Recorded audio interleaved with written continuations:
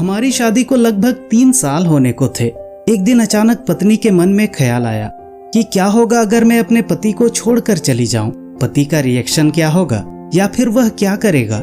इसी विचार के साथ पति की परीक्षा लेने के लिए उसने एक चिट्ठी लिखी। उसने लिखा, आपके साथ रहकर बोर हो गई हूँ, मुझे अब इस गृहस्थी से कोई लगाव नहीं है, मैं तुम्हारे साथ एक पल भी नहीं रह सकती, इसीलिए मैं तुम्हें और इस घर को छोड़कर जा रही हूँ। उसने वो चिट्ठी टेबल पर रखी और खुद बेड के नीचे जाकर छुप गई। थोड़ी देर बाद पति ऑफिस से घर लौट आया। उसे घर में अपनी पत्नी कहीं नहीं दिखी। फिर उसकी नजर टेबल पर रखी चिट्ठी पर पड़ी। चिट्ठी को उठाकर उसने पढ़ना शुरू किया। थोड़ी देर तक बिल्कुल शांत रहा, कुछ नहीं बोला। फिर उसने उसी चिट्ठी में पीछे कुछ लिखा और अपने मोबाइल में गाने बजाकर जोर जोर से नाचने लगा। फिर उसने अपने कपड़े बदले और अपनी एक फ्रेंड को फोन लगाया और कहने लगा, मैं आज आजाद हो गया हूँ।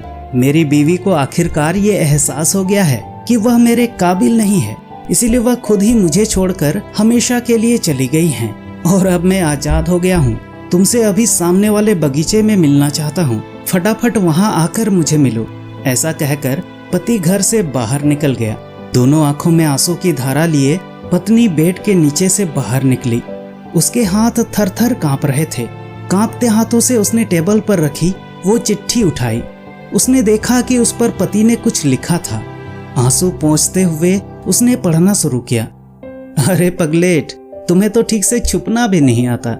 बेड के नीचे से तुम्हारे पैर दिख रहे हैं। तुम जल्दी से गर्मा गर्म चाय बनाओ, मैं सामने की दुकान से बिस्किट लेकर आता हूँ।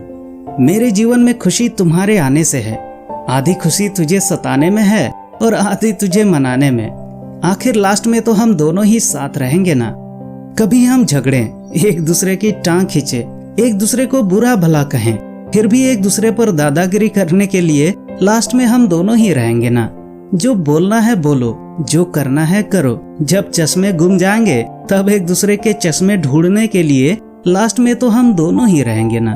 कभी मैं रूठूं तो तुम मुझे मनाना, कभी तुम रूठो तो मैं तुझे मना लूंगा। एक दूसरे को लाड लड़ाने के लिए आखिर में तो हम दोनों ही होंगे ना।